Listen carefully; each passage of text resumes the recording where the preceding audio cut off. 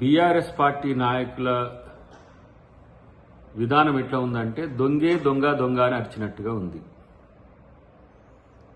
ఇలా కేటీఆర్ అయినా హరీష్ రావు అయినా పారిశ్రామిక వాడలకు కేటాయించిన భూములను రెసిడెన్షియల్గా కన్వర్జన్ చేసుకొని వందలాది ఎకరాలు బీఆర్ఎస్ ఎమ్మెల్యేలకు, మాజీ ఎమ్మెల్యేలకు, బినామీలకు కట్టబెట్టి ఈరోజు వాటిని సమర్థవంతంగా వినియోగించేందుకు ఒక జీవోని తీసుకొస్తే పెద్ద ఎత్తున దుమారం రేపుతూ ఆయా ప్రాంతాల్లో పోయి వాళ్ళు చేస్తున్న రాద్ధాంతం చూస్తే చాలా విచిత్రం అనిపిస్తుంది. 2013లోనే దీనికి సంబంధించిన చట్టం కాంగ్రెస్ పార్టీ తెచ్చింది.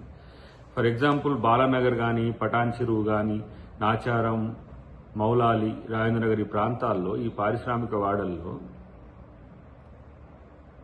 చాలా వరకు కొన్ని సిక్ అయిన కంపెనీలు కానీ లేకపోతే దివాలా తీసిన కంపెనీలకు సంబంధించిన భూములుంటే బీఆర్ఎస్ నాయకులు చట్టాన్ని పక్కన పెట్టేసి వివిధ రకాలుగా వివిధ వ్యక్తులకు వాళ్ళ యొక్క అన్యాయాలకు కట్టబెట్టడమే కాకుండా అక్కడ ఇండ్లు కూడా కట్టుకున్న పరిస్థితి ఉన్నది. ఫర్ ఎగ్జాంపుల్ మనం చూస్తే సిరీస్ కంపెనీ వనస్థలపురంలో కానీ, శంషాబాద్లో గ్లాస్ ఫ్యాక్టరీకి సంబంధించిన అంశం కానీ, లేదంటే రాజేంద్రనగర్లో బీర్ ఫ్యాక్టరీకి సంబంధించిన అంశాల్లో ఈ బీఆర్ఎస్ హయాంలోనే వీటిలో రెసిడెన్షియల్గా కన్వర్జన్ చేసుకొని ఇండ్లు కూడా కట్టుకొని వాటిని వ్యాపారం కూడా చేసుకున్నారు.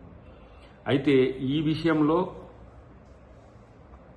ఇప్పుడు హిల్ట్ పాలసీ వచ్చింది, ఇది ప్రభుత్వము ఏదో దాంట్లో స్కామ్ చేస్తుందని చెప్పి చేయడం ఎందుకంటే ఒకవేళ కనుక ఇవి బయటపడితే వాళ్ళ డ్రామా ఎక్కడ బయటపడుతుందో అనే ఉద్దేశంతో వాళ్ళు ఇలాంటి రాద్ధాంతం చేస్తున్నారు. కాబట్టి మేము దీని మీద స్పెషల్గా ఎంక్వైరీ చేస్తుంది కాంగ్రెస్ పార్టీ.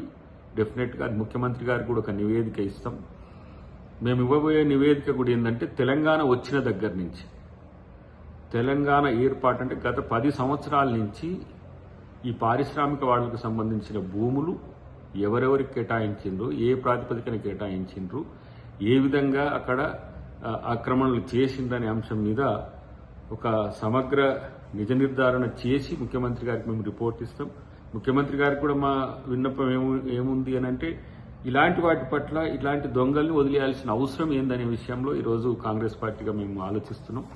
రెండవది, మొన్న కూడా జిహెచ్ఎంసీ మీటింగ్లో కూడా పెద్ద రాద్ధాంతం దుమారం చేసిండ్రు. చట్టసభల్లో చర్చించాల్సిన అంశాన్ని జిహెచ్ఎంసీలో చర్చించారు. జిహెచ్ఎంసీలో కూడా ఆ రోజు నేను చెప్పిన ఏ వేదిక మీదైనా ప్రభుత్వం తీసుకొచ్చిన జీవోను చర్చించడానికి సిద్ధంగా ఉన్నాం.